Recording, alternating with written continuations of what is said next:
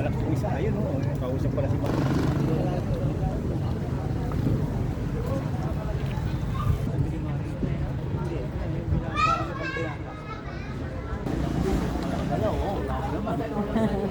Eh, nag-iisip nga eh. May pag-nagpos na ako dito. Nakapagsalita eh. Kita ko doon. Sa ano? Sa corner, oh. Willis. Sa Willis.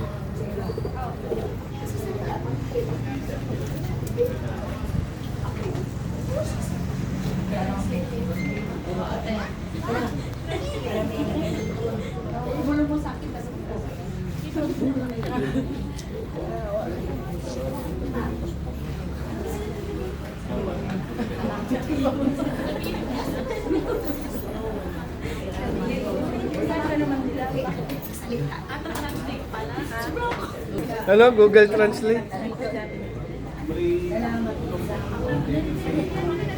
Salita ka ng konti.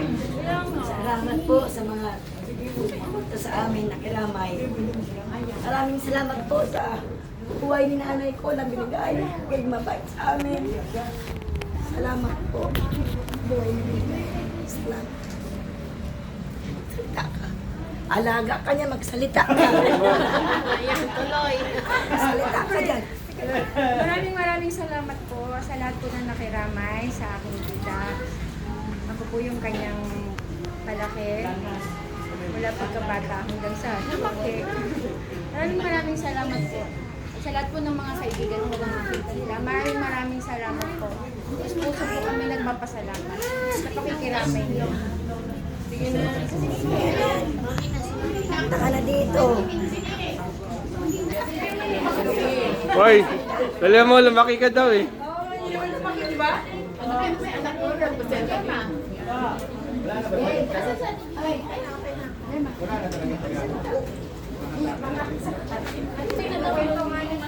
Sa lahat po ng mga nakiramay, ako po ay pinsang buo nang namatay. Parang magkapatid kami.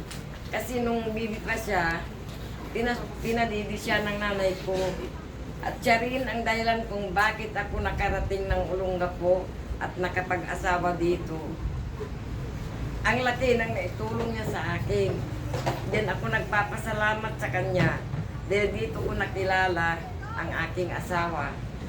Maraming salamat po sa inyo sa pagkikirami sa amin. Sa amin at saka sa kanyang mga anak, manugang at apo. Maraming salamat po. Oh, siya to.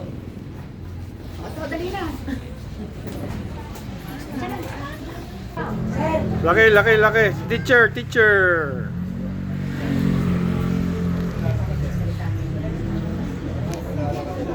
Hello po. So, parang dalawa lang ako kapatid yung ano, yung mga nanay namin. So, sampu po ako yung magpipinsan.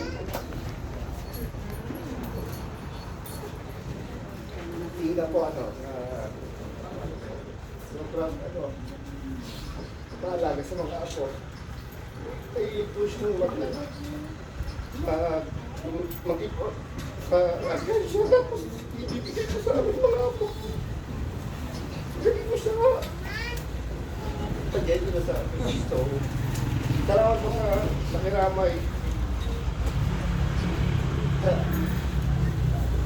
Alam ko natin na ano, maraming natulungan sila. So, sana po ano,